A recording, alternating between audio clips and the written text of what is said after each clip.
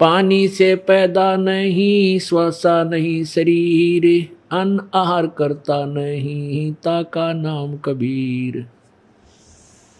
हम सुल्तानी नानक तारे, दादू को उपदेश दिया, जात जुलाहा भेद न पाया, वो कैसे माहे कबीर हुआ। ये वो परमात्मा है जो बनारस में, काशी में, भारतवर्ष की पवित्र धरातल पर सन 1398 में एक लहर तारा तालाब में विकसित एक कमल के फूल पर नवजात शिशु के रूप में परमात्मा प्रकट हुए थे।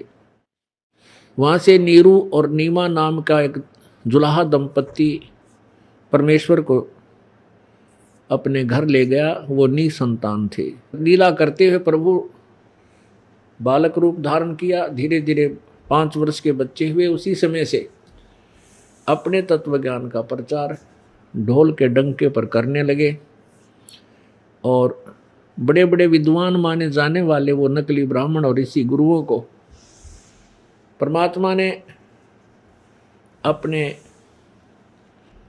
तत्व ज्ञान से पछाड़ दिया।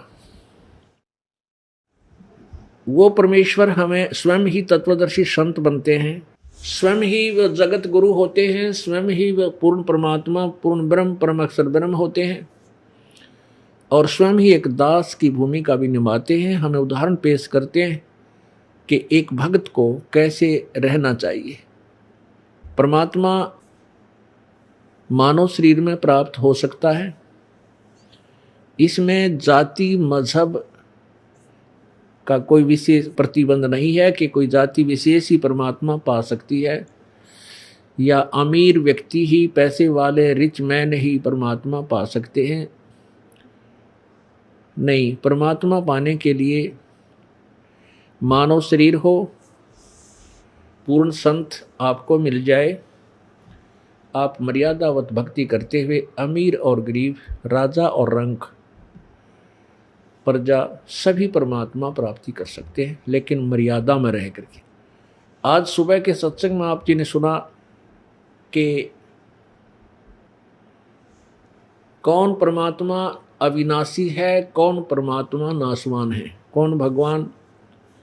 अब यहाँ शंका उत्पन्न हो जाती है, क्या भगवान अधिक हैं, क्या परमात्मा अनेक हैं? हाँ, परमात्मा यानी भगवान, प्रभु, स्वामी, ये अनेक हैं। अब आपको प्रभु की परिभाषा समझाते हैं, थोड़ा ज्ञान देते हैं। राम कहो, खुदा कहो, प्रभु कहो, परमात्मा कहो। परम आत्मा का अर्थ होता श्रेष्ठ आत्मा, उच्च आत्मा। अब जैसे एक विभाग लेते हैं, कोई भी विभाग ले लीजिए, तो उसमें प्रत्येक को साहब बोलते हैं। जैसे तहसीलदार साहब, एसडीएम साहब, डिप्टी कमिश्नर साहब, कमिश्नर साहब, मंत्री साहब और मुख्यमंत्री साहब, प्रधानमंत्री साहब, राष्ट्रपति साहब, ये सभी साहब कहलाते हैं। सभी स्वामी हैं, सभी साहब हैं, राम हैं। राम का अर्थ होता स्वामी, स्वामी का अर्थ होता प्रभु, मालिक। तो जितने जिसकी क्षमता है वो अपने क्षेत्र में स्वामी है, मालिक है। तो इसी प्रकार 3 लोक के राम हैं, ब्रह्मा विष्णु महेश, एक एक विभाग के स्वामी हैं। रजगुण विभाग के ब्रह्मा जी, सतगुण विभाग के विष्णु जी और तमोगुण विभाग के श्री शिव जी, शंकर जी। और ब्रह्मा विष्णु महेश के पूज्य पिताजी हैं ज्योति निरंजन, जिसको ब्रह्म बोलते हैं। ब्रह्म, इसे अक्षर पुरुष भी बोला है गीता जी के अध्याय नंबर 15 के श्लोक नंबर 16 में। ये 21 ब्रह्मांड का राम है, 21 ब्रह्मांड का मालिक है, स्वामी है। और एक अक्षर पुरुष है जिसको परब्रह्म कहते हैं। ये 7 शंख ब्रह्मांड का स्वामी है। नील पद्म शंख, 7 शंख ब्रह्मांड का ये राम है, स्वामी है, मालिक है। और परम अक्षर ब्रह्म, परम अक्षर पुरुष अर्थात सत्य पुरुष, वो कबीर देव है, वो असंख्य ब्रह्मांड का मालिक है, इंक्लूडिंग ब्रह्म और परब्रह्म के सारे ब्रह्मांड। ब्रह्म और परब्रह्म अर्थात अक्षर पुरुष और अक्षर पुरुष के सभी ब्रह्मांड सहित और अन्य असंख्य ब्रह्मांडों का कुल मालिक, सबका संचालक, ओवरऑल कंट्रोलर, वो परम अक्षर ब्रह्म है। उनका वास्तविक नाम कबीर है और पद का नाम, उनका पोस्ट का नाम है सत्यपुरुष, परम अक्षर पुरुष या परम अक्षर ब्रह्म आदि आदि नामों से उनको उपमात्मक नामों से जाना जाता है। उस परमेश्वर ने अपनी महिमा और सर्व ब्रह्मांडों की जानकारी उस रचनहार ने स्वयं ही दी है। सुबह के सत्संग में आपने सुना था कि ब्रह्मा विष्णु महेश जी की क्या स्थिति है, ये भी नाशवान और ब्रह्म भी नाशवान और परब्रह्म भी नाशवान।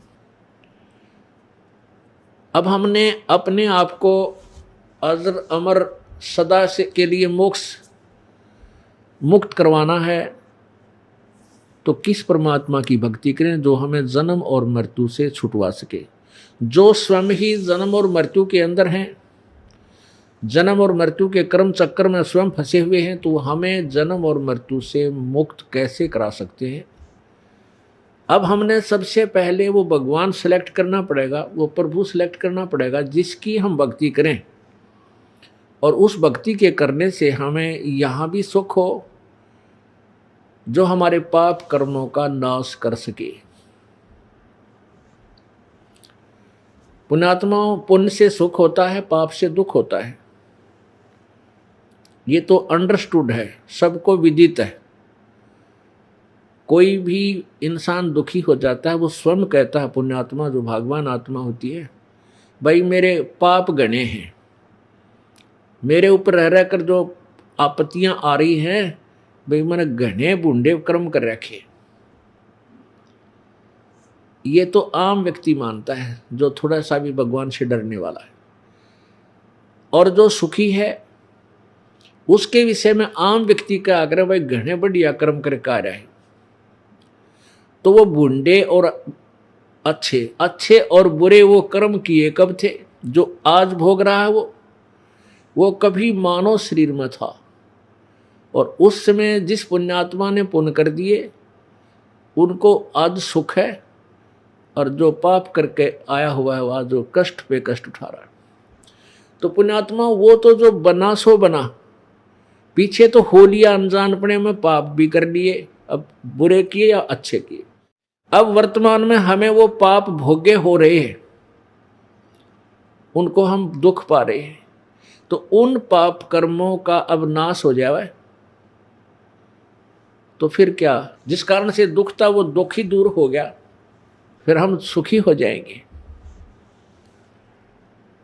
अब पुण्यात्माओं, अभी तक जिस भी संत या महंत या ऋषि महर्षि की व्याख्या सुनी, वो यही कहते पाए कि वह किया हुआ कर्म प्रारब्ध अच्छे या बुरे ये तो भोगने ही पड़ते हैं, भोगने से ही अंत होता है, इनका कोई विकल्प नहीं है। अर्थात परमात्मा की साधना से पाप नाश नहीं होते।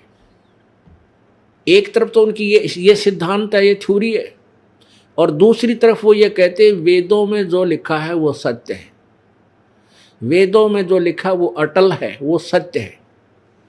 तो पुण्यात्माओं, यदि वेदों में ही ये लिखा हो कि परमात्मा घोर पाप भी नाश कर सकता है, तो उन संतों ऋषियों और महर्षियों का जो सिद्धांत है, तो वो क्या हुआ, वो दंत कथा हुई, वेद विरुद्ध हुई।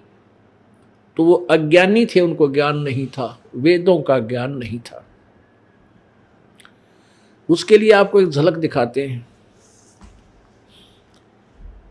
पुण्यात्माओं, इन सदग्रंथों को दास केवल पढ़ कर सुना रहा है, और उन संतों ऋषियों के अपने अनुभव की जो पुस्तकें हैं, जो उनके विचार हैं, वो भी पढ़ कर सुना रहा है, अपनी तरफ से कुछ नहीं मिला रहा, और उन दोनों को तुलनात्मक तरीके से आपके रूबरू करा रहा है। कई अनजान व्यक्ति सुनी सुनाई कह देते हैं कि रामपाल तो निंदा करता है लोगों की, दूसरे संतों की निंदा करता है। ये कभी नहीं हो सकता। इतना अनजान नहीं है रामपाल कि मैं किसी संत की या भगत की निंदा करूं।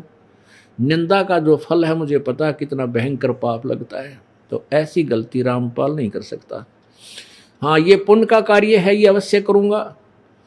जैसे एक समय किसी ने 500 के नोट नकली बना लिए और सरकार ने क्या किया था कि उन दोनों असली और नकली नोटों को ऐसे टेलीविजन के माध्यम से, समाचार पत्रों के माध्यम से दोनों को, नकली और असलियों को बराबर दिखाया था। उनकी पहचान बताई थी जनता को कि ऐसी जो जिसके अंदर है ये नकली है, ये ओरिजिनल है। इस नकली को छोड़ देना, इसको त्याग देना, फेंक देना, आगे से ठगी में मत आना, उसको नहीं लेना, और ये ओरिजिनल की पहचान है, ऐसे नोट रखिए, तुम्हारा लाभ होगा, इससे तुम्हें हानि होगी। तो क्या सरकार निंदा कर रही थी? नहीं, एक महा उपकार किया। ऐसे ये दास कर रहा है।